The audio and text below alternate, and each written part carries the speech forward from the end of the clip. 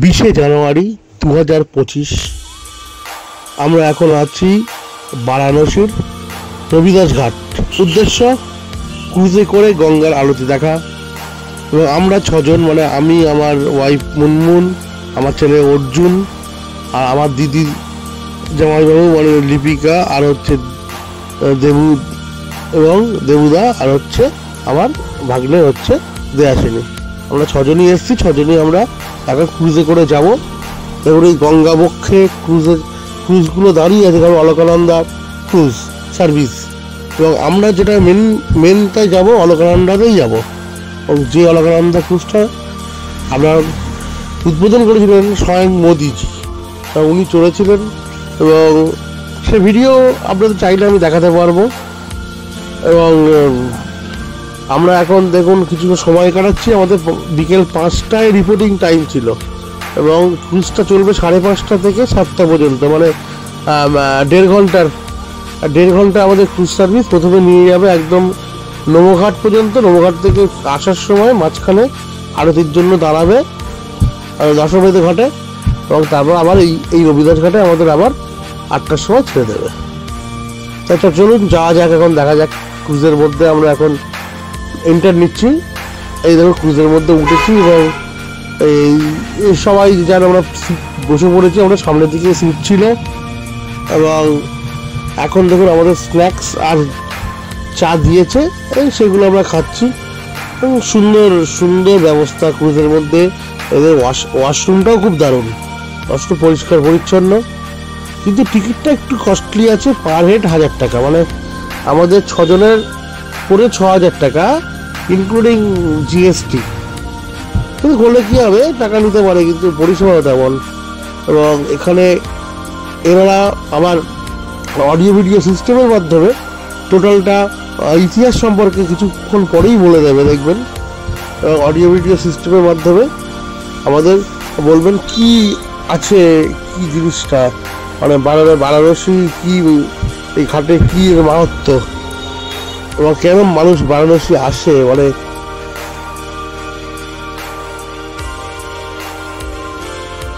দেখুন আমরা সবাই উঠে আছি, তো সব আমরা চা খাচ্ছি। জামাইবাবু এটা খাচ্ছে, আমি চা খাচ্ছি, আমার ছেলে এটা মুনমুন তুলছে। এবং এখানে এরা আবার বলেও দেবে কিভাবে বারাণসী ঘাটের যে মাহাত্ম্যটা সব কিছু অডিও অফিসিয়ালের মাধ্যমে আমাদের কিছু দেখিয়ে দেবে। এবং এই একটু পরেই আরম্ভ করবে। এই আরম্ভ হলো আপনাদের এটা।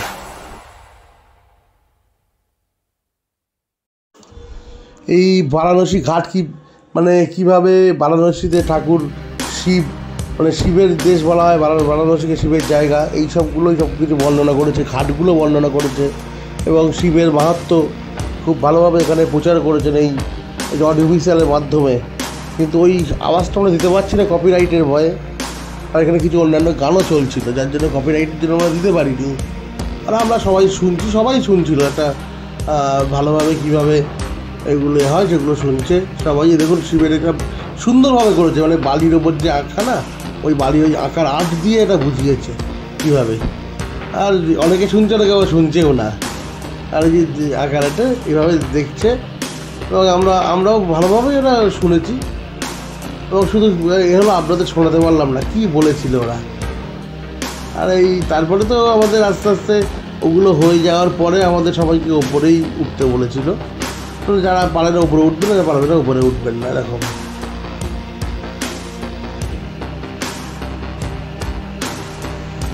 এরপরে আমরা আস্তে আস্তে ওপর দিকে যেতে লাগলাম। ওরা বললো যে উপরে আপনারা যেতে পারবেন, তাই আমরা ওপর দিকে উঠতে লাগলাম। দেখলো কেউ আর নিচে থাকলো না, সবাই ওপরে উঠতে আরম্ভ করলো। ওপর থেকে কিন্তু ভালো দেখা যায়। এবং আমরা সবাই উঠছি এবং উঠে এই ঘাটগুলো এবার সব দেখবো। মানে এখানে এই বারাণসী শহরটা হচ্ছে বিশ্বের প্রাচীনতম শহর, যেটা এখনো পর্যন্ত ঠিক আছে, মানে ভেঙে যায়নি। এবং একে বলে শিবের শহর। এবং এই দেখুন ঘাটগুলো দেখা যাচ্ছে, এই ঘাটগুলো বিভিন্ন ঘাট এখন সবে লাইট জ্বালছে, আরতির প্রস্তুতি নিচ্ছে। এটা হচ্ছে আরতি ঘাট, এটা আরতি ঘাট। আস্তি ঘাটের লাইট জ্বলছে এবং সেগুলোই আমরা এই দেখছি। আস্তে আস্তে ক্রুজটা চলছে, আর তার মধ্যে দেখছি চারিদিকে ফটো সেশন চলছে বিভিন্ন জনের। আর এই আশি ঘাট, তারপরে এরপরে হরিশ্চন্দ্র ঘাট আছে। এরপরে ওপরে অ্যাম্বিয়েন্সটা একটু অন্যরকম, মানে খোলা আছে। ওটা যেমন নিচে যেমন এসি ছিল, এটা এসি নেই।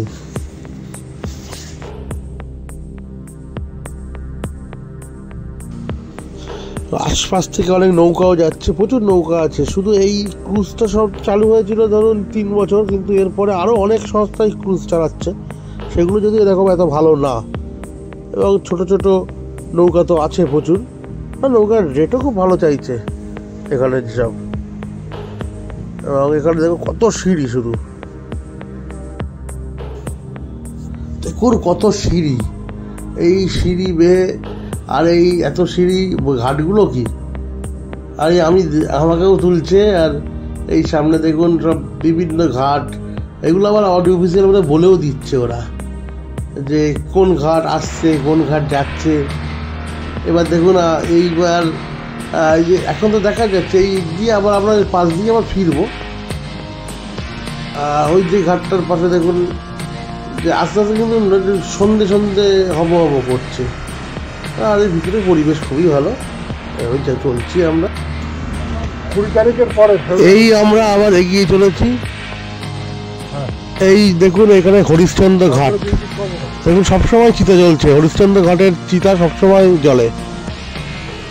এবং এর পাশেই আছে কেদার ঘাট, মানে কেদার ঘাটটা হচ্ছে আমরা যেখানে আছি তার সব থেকে নিয়ারেস্ট কেদার ঘাট। সব ঘাট থেকেই বোটিংয়ের ব্যবস্থা আছে। আর এই হচ্ছে দশমেধ ঘাট, যেটা মানে দশমেধ ঘাট মানে সব থেকে এখানকার নাম করা ঘাট। এখানে মানে একবার ব্রহ্মা কথিত আছে, ব্রহ্মা একবার হচ্ছে শিবকে এখানে নেমন্তন্ন করে এনেছিল। এবং এই ঘাটটা তৈরি হয় 1748 সালে। তখন থেকে এই ঘাটটা পেশা বালাজি বাজিরাও এটা তৈরি করে দেন। এবং ঘাটটা সব থেকে জনপ্রিয় ঘাট। এবং এখানে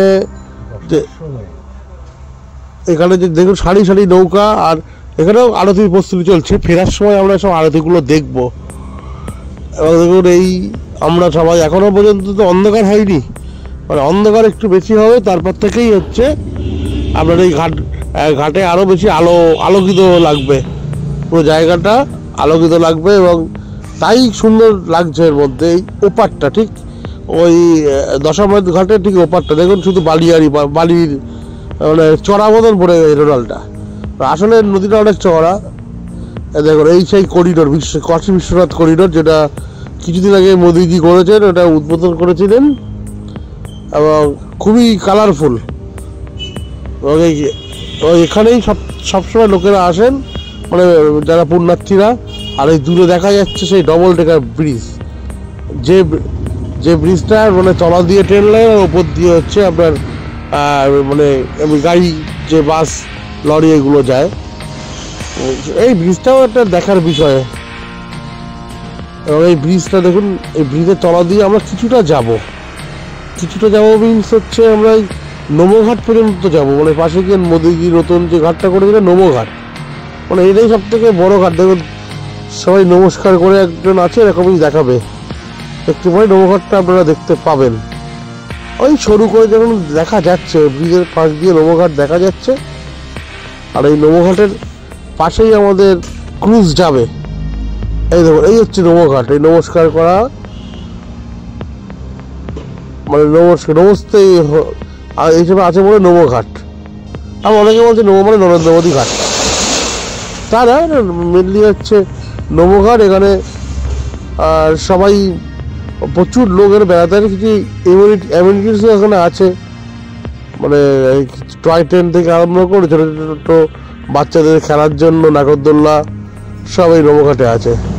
এবং নমঘাটে শুধু একটা হাত না, আরও সঙ্গে আরও 3টে ছোটো ছোটো হাত আছে। মানে এটা সবাইকে নমস্তে জানাচ্ছে। এটা হচ্ছে নমঘাটের এই বৈশিষ্ট্য। আর এই বেনারস শহরটা টোটালটাই আলোকিত, সব দিকে চারিদিকে আলো ঝলমল করছে। ব্রিজটাও দেখুন, ব্রিজটা হচ্ছে টোটালি আলো দিয়ে একদম যেন বাঁধানো ব্রিজ। ওই আমাদের ক্রুজটা দেখুন নমঘাটের আরো কাছে চলে যাচ্ছে, দেখুন আরো কাছে চলে এসছে। এই কত উঁচু চিন্তা করুন, এই দুটো হাত যেটা করেছে কতটা উঁচু, এবং এবার এখান থেকে এই পর্যন্ত এসে আমরা আবার ফিরে যাচ্ছি মানে এবার এসে আমরা ওখান থেকে সোজা এসে আমরা আবার ওই আরতি যেখানে হয় সেখানে গিয়ে দাঁড়াবো। আর এই দশমপেট ঘাটে এখানে এই দাঁড়ানো হচ্ছে। এইসব বিভিন্ন ক্রুজের অন্যরা আছে, দেখুন এক একটা নৌকাতে যেন গাদিয়ে উঠেছে মানুষজন। আর দেখুন না কত লোক এইভাবে যে মানে উঠেছে, জলটা খুব সুন্দর চিকমিক চিকমিক করছে। এই নৌকায় যেমন অনেক কম আছে, এই নৌকাটা বেশ কম সুন্দর। আবার এইটাই দেখুন কেমন গাদিয়ে উঠেছে, এবং এরা আবার স্লোগান দিচ্ছে হর হর মহাদেব। খুব সুন্দর লাগছিল এই স্লোগানগুলো, শুনতেও ভালো লাগে, এবং নিজেদের মধ্যে মানে যে বলছে একটা আলাদা অনুভূতি, টোটালি একটা মনে হচ্ছে না দেবলোকে চলে এসেছে তার অনুভূতি। মানে আমরা তো এত ঠাকুর নাম করি না, কিন্তু এখানে একদম মনে হচ্ছে না কি ঠাকুরের ব্যাপার, একটা আর একটা মায়াবী পরিবেশ তৈরি হচ্ছে এখানে, একটা সুন্দর, ভালোই লাগছে যথেষ্ট। এই আমরা দেখুন আবার এই আরতি স্থানে আস্তে আস্তে চলে এসেছি। আর সেই কাশী বিশ্বনাথ করিডোর আর দশাশ্বমেধ ঘাট, আর এই দশমপেট ঘাটে এই করিডোরের সামনে চলে এসেছি। তার আগে ছিল মণিকর্ণিকা ঘাট। এই মণিকর্ণিকা ঘাট আর এই দশাশ্বমেধ ঘাট, এই দুটো পাশাপাশি ঘাট। মণিকর্ণিকা ঘাটে এখানে সবসময় ওই অনেকটা হরিশ্চন্দ্র ঘাটের মধ্যেই মরা, সবসময় হচ্ছে ডেড বডি পোড়ানো হয় হিন্দুদের শাস্ত্র অনুসারে। এখানে নাকি পোড়ালে তার খুব তার সুন্দরভাবে গঙ্গা প্রাপ্তি হয়। আর দেখুন আমাদের এখানে সবাই দাঁড়াচ্ছে আরতি দেখার জন্য। ক্রুজ তো বড়, যার জন্য একটু পিছনে দাঁড়িয়েছে। আমি যতটা ভাব জুম করে দেখাচ্ছি, আরতি এবার আরম্ভ হয়েছে, চলছে মোটামুটি ওই ছোট ছোট এতে সব আরতি চলছে। আর এখানে আওয়াজও খুব সুন্দর, মানে ভালোই লাগছে আমাদের, মানে এবং আস্তে আস্তে ক্রুজটা ভিতরে ঢোকার চেষ্টা করছে, মানে আরো সামনে নিয়ে যাবে আস্তে আস্তে যত ঢোকায়। আর আমরা প্রথম ভেবেছিলাম ক্রুজ চড়বো না, যে ছোট ছোট নৌকা করে আসবো, কিন্তু ছোট নৌকাতে আবার রিস্ক। ওই রাত্রিবেলা একসাথে ভিতর দিকে ঢুকে গিয়ে না অনেক অ্যাক্সিডেন্টও হয়েছে, মানে একটা ঘাটে আর একটা নৌকা উঠে যায় যখন, তখনই প্রবলেমটা হয়। আর এই আমরা দেখুন এই যে এটা একটু আমাদের থেকে অনেকটা জুম করা হয়েছে, দেখুন এই দেখুন ওখানে আরতিগুলো হচ্ছে।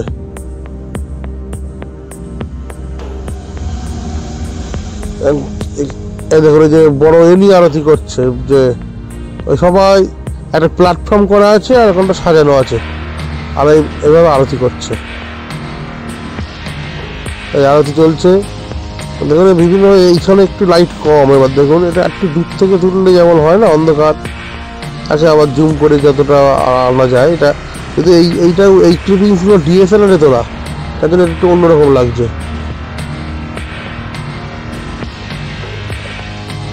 এই আলো চারিদিকে, আলোর এই সব চারিদিকে আলো আলো আলোর একদম উৎসব। মানে এখানে সারা বছর দীপাবলি হয়। আমরা যেমন দীপাবলি আলো জ্বালাই শুধু দেওয়ালির সময়, আর এরা সবসময় যেন আলো জ্বলছে আর সবসময় লাইটিং করা, মানে টোটাল বেড়ানোর শহরটাই চারিদিকে লাইট, মানে আলোর শহরও বলতে পারেন এটাকে। এবং পৃথিবীর সব থেকে পুরনো শহর এবং আলোরও শহর।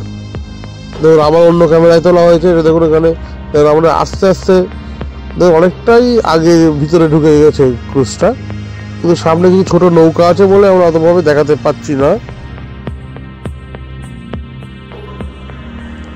আমাদের ক্রুজ এগিয়ে চলেছে মানে আরো বাড়ির দিকে, যত মানে রবিদাস ঘাটের দিকে এগিয়ে চলেছে। আর আমরা এই দশমপেট ঘাটের আরতি দেখছি, আর একটু দূরে তো যার জন্য যতটা পারি জুম করে দেখানো হচ্ছে। আর আরতিতে চলছে, কারণ ওখানে গিয়ে তো বসা সম্ভব না, কারণ ওখানে যারা সামনে থাকছে তারা মানে সকাল মানে দুপুর 3টে থেকে বসে লাইন দিয়ে ওই জায়গাটা মানে নিচ্ছে, মানে একে কুম্ভ চলছে, যার জন্য মানে বেনারসে প্রচুর লোক, মানে এত মানুষ, সবসময় ভিড় লেগে আছে। মানে এমনি রাস্তা দিয়েই হচ্ছে আমরা হেঁটে চলতে পারছি না, সবসময়।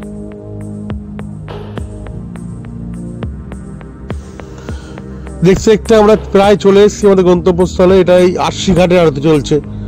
এর আগে দশাশ্বমেধ ঘাটের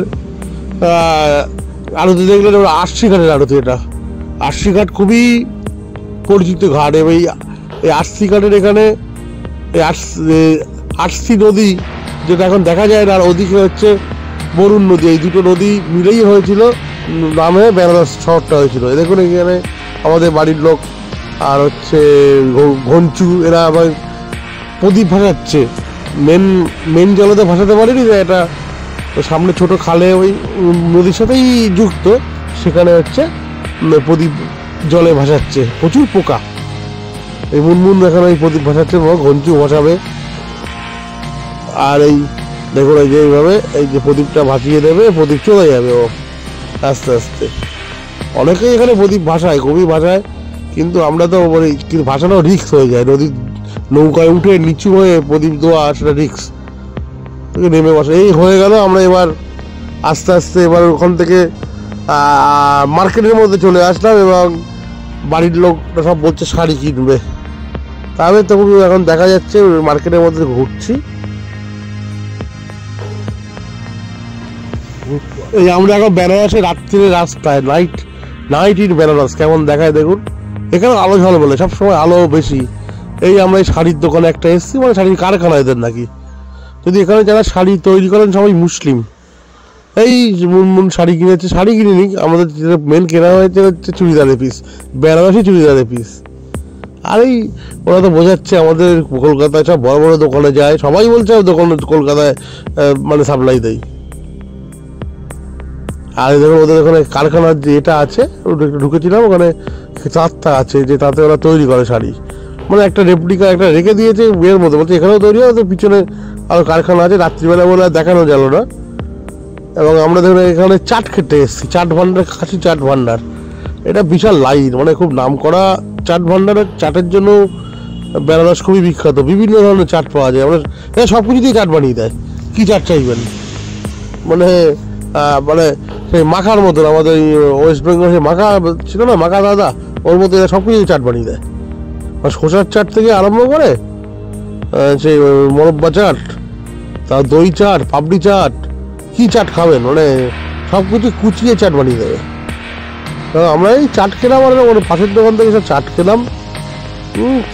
চাটগুলো এখানে খেতেও খুব ভালো, এক একজন দু করে খেলাম, মানে মানে 2 প্যাকেট করে সব চাট খেলাম। দেখুন চাট খাচ্ছি সব, আমরা বাড়ি হাতে করে নিয়ে এসেছি বাইরে। এটা হচ্ছে ওই বড়ার চাটটা কী সব করেছে, গরম গরম। আর এগুলো কত 30 টাকা করে নিয়েছে একটা চাট, 30 টাকা আছে, 50 টাকারও চাট আছে কিছু। দেখুন এই যে মানে এটা হচ্ছে এতে তো মানে রাস্তার উপরে দোকান, মানে। আর এই যেটা জায়গা আসলাম এটাকে বলে গদুরিয়া চক, মানে বেনারসে খুব নাম করা এটা, এই জায়গায় মার্কেটিং এরিয়া। আর এখানেই সবাই আসে, এই পর্যন্ত সবাই গাড়ি করে আসতে পারে। তারপরেই থেকে যে অংশটা মন্দিরে চলে গেছে, সেটা কাশী বিশ্বনাথ মন্দির, সেখানে আর যাওয়া যায় না, মানে হেঁটেই যেতে হয়। আর এই কাশী বিশ্বনাথ মন্দিরের তো ইতিহাস অনেকেই জানেন। এবং এই পরের দিন আমরা কাশী বিশ্বনাথ মন্দিরে এই পুজো দেওয়ার জন্য বেরিয়েছি। যথারীতি পরের দিন আমরা সকালবেলা শিডিউল 9টা থেকে আমাদের শিডিউল ছিল মন্দির দর্শনের জন্য। তার আগে 7টার সময় বেরিয়ে পড়েছি। এবং আমরা যে বেরোবো, এবং ভিতরে না কোনো ক্যামেরা কিছুই অ্যালাউ নেই, এবং তার জন্য কিছু আমরা স্টিল ছবি দিয়ে আপনাদের বোঝানোর চেষ্টা করছি ভিতরে কী আছে। এবং তার আগে কিছুটা ইতিহাস আপনাদের বলছি। দেখুন এই মন্দিরের শিব পুরাণ অনুসারে সৃষ্টিকর্তা ব্রহ্মা আর হচ্ছে বিষ্ণু, তাদের মধ্যে কে শ্রেষ্ঠ বিবাদের রত হয়, এরা দুজন। তাদের পরীক্ষা করার জন্য শিব ত্রিভুবন ভেদ করে জ্যোতির্লিঙ্গ নামে বিশাল অন্তহীন আলোকস্তম্ভ রূপে আবির্ভূত হয়। বিষ্ণু ব্রহ্মা এই লিঙ্গের উৎস অনুসন্ধান করতে যান। ব্রহ্মা যান ওপর দিয়ে, বিষ্ণু নামের নিচের দিয়ে, কিন্তু তারা কেউই লিঙ্গের উৎস খুঁজে পান না। ব্রহ্মা মিথ্যে বলেন যে তিনি উৎস খুঁজে পেয়েছেন, কিন্তু বিষ্ণু তার পরাজয় স্বীকার করে নেন। শিব তখন একটি জ্যোতির্লিঙ্গ রূপে আবির্ভূত হয়ে মিথ্যা বলার জন্য ব্রহ্মাকে শাপ দেন যে অনুষ্ঠানে তার কোনো স্থান হবে না। অন্যদিকে সত্য কথা বলার জন্য তিনি বিষ্ণুকে আশীর্বাদ করেন যে সৃষ্টির অন্তিমকাল পর্যন্ত তিনি পূজিত হবেন।